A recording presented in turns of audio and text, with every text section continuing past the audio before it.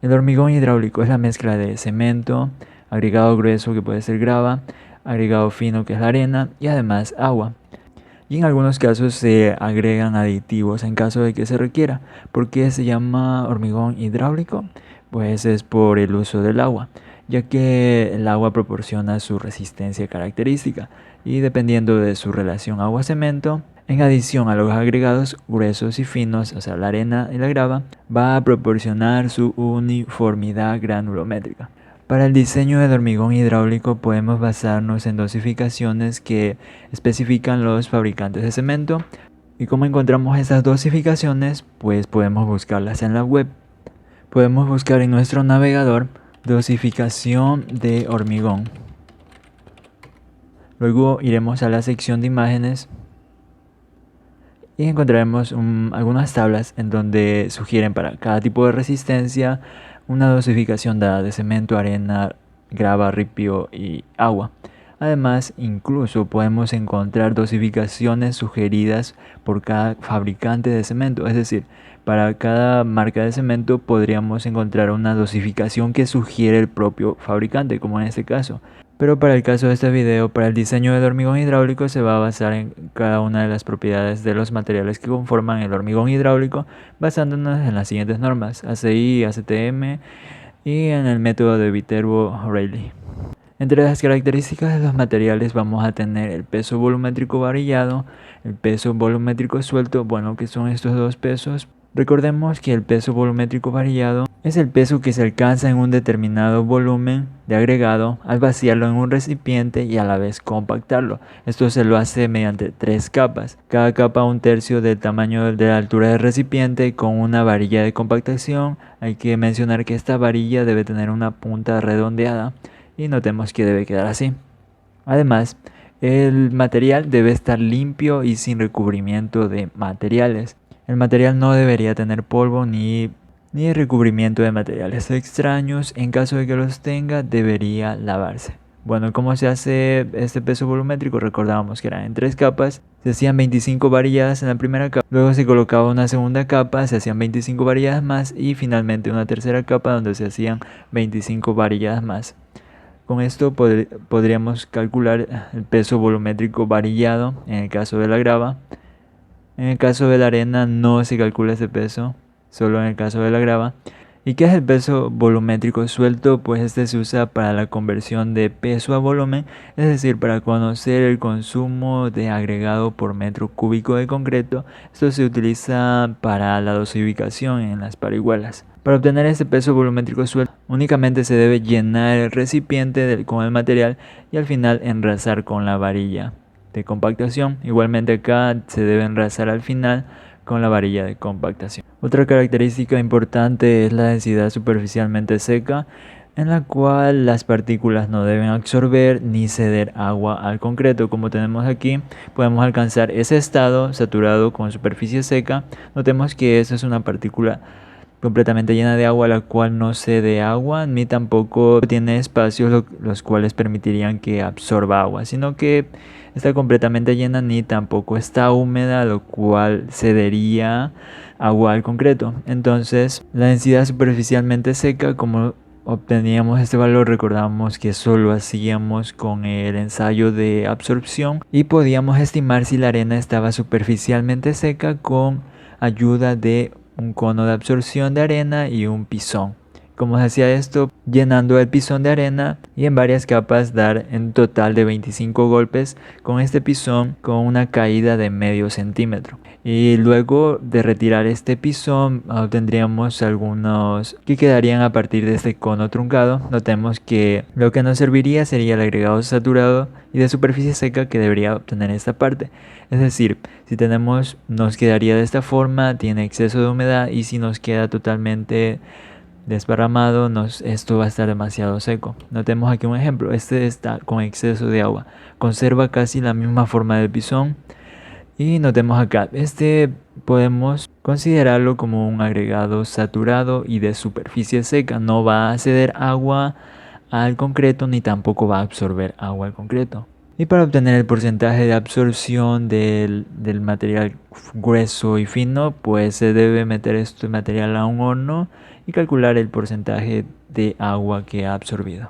Otra característica importante es el módulo de finura, que en este caso será de la arena, la cual nos da una idea del grosor o la finura del agregado. Esto lo podemos hacer con un análisis granulométrico con el uso de tamices y podemos notar que si existen cambios significativos en la granulometría en la arena, pues pueden existir problemas, pueden haber consecuencias al trabajar con el hormigón, porque si hay una variación demasiado significativa entre el residuo de cada tamiz, pues entonces deberá hacerse un ajuste entre el cemento y el agua. Como obteníamos el módulo de finura, pues deberíamos sumar los porcentajes retenidos acumulados en cada tamiz. Además, otro dato importante va a ser la densidad del cemento. Como obtenemos la densidad del cemento, podemos hacer un ensayo para obtener su peso específico y por ende entonces su densidad. Esto recordamos que lo hacíamos con ayuda del frasco de Le Chatelier. Otra característica importante es la absorción de cada material, ya sea de la arena o de la grava, que podemos hacer un ensayo de absorción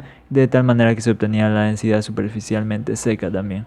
Ahora, otro valor importante de la densidad del cemento podemos obtenerlo mediante un ensayo para calcular su peso específico, pero a menudo este es un valor que nos brinda el fabricante. Otra característica importante es el asentamiento de la mezcla. De esto hablaremos en un momento. Entonces, para el diseño de hormigón hidráulico vamos a tener los siguientes datos. De la grava vamos a tener su densidad superficialmente seca, ya sea gramos sobre centímetro cúbico, esto va a ser una densidad. Su absorción es un dato que tal vez nos podría interesar. Además, su peso volumétrico suelto, que está dado en kilogramos por metro cúbico. El peso volumétrico varillado también está dado en kilogramos por metro cúbico. Y de la arena vamos a tener también su densidad superficialmente seca, su peso volumétrico suelto. No nos interesa el volumétrico varillado en el caso de la arena.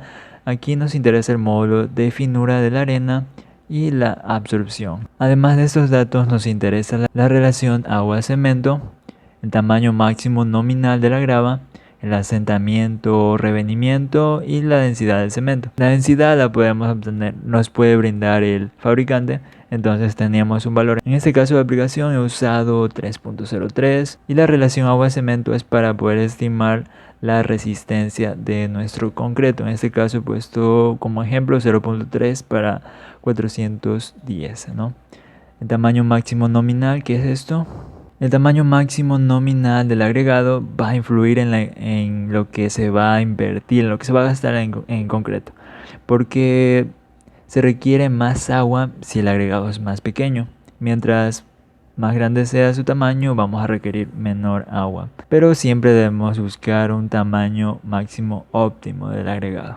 Entonces, para el tamaño máximo nominal vamos a tener dos valores: el tamaño máximo del agregado y el tamaño máximo nominal, de los cuales nos van a servir para un valor de estos nos sirve para el volumen del agregado grueso compactado y el otro valor nos va a servir para la cantidad de agua, para estimar la cantidad de agua que se necesita. ¿Qué es el tamaño máximo del agregado? Pues es el menor tamiz por el cual toda la muestra del agregado grueso puede pasar, y el tamaño máximo nominal es el menor tamiz por el cual la mayor parte de la muestra del agregado grueso puede pasar. El tamiz del tamaño máximo nominal debería retener entre un 5 y un 15% de la masa. Debemos tener en cuenta la calidad de nuestro agregado grueso. Esto se lo hace con un ensayo de abrasión, y el ensayo más común de la resistencia a la abrasión o para ver su calidad es el ensayo de abrasión de Los Ángeles, que se utiliza una máquina llamada máquina de Los Ángeles, en la cual se coloca una cantidad específica de agregado en este tambor de acero, y además aquí se colocan unas esferas de acero.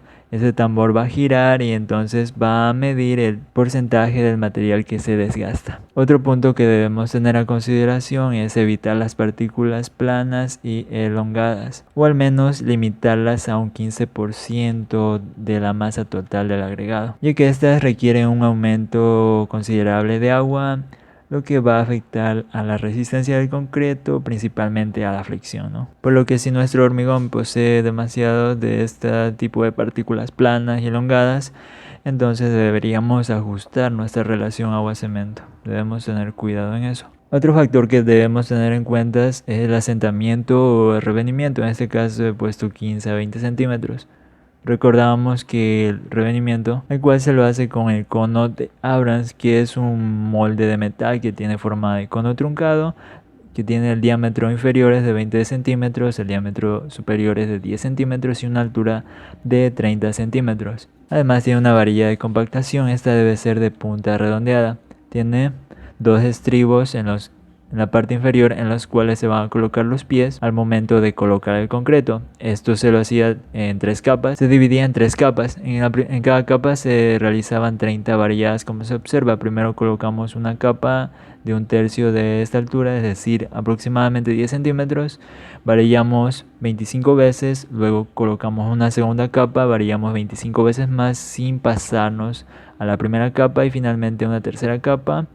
25 varilladas más y sin pasarnos a la parte de abajo. Luego enrazamos y tomándolo de estos estribos lo alzaremos y al momento de alzarlo el concreto se va a sentar. Entonces colocamos una regla horizontal en el cono de Abrams en la parte de arriba que llega hasta la mezcla de hormigón. Luego a partir de la parte más alta de esa mezcla de hormigón vamos a medir con una regla hasta la parte inferior de esa regla horizontal que colocamos. Entonces el asentamiento va a ser esa distancia que hay entre la mezcla de hormigón y entre la regla horizontal. Y de esta manera obtenemos el asentamiento o revenimiento. En este caso he puesto de 15 a 20 centímetros, aunque la ACI recomienda algunos asentamientos máximos y mínimos dependiendo del tipo de construcción. Aquí observemos esta tabla. He tomado 15-20 como ejemplo para hacer este diseño.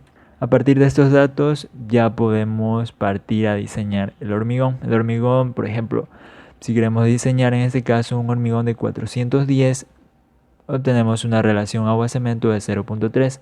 En tal caso exista una relación entre 350 y 390, puede ser 370, podemos interpolar con toda esta tabla.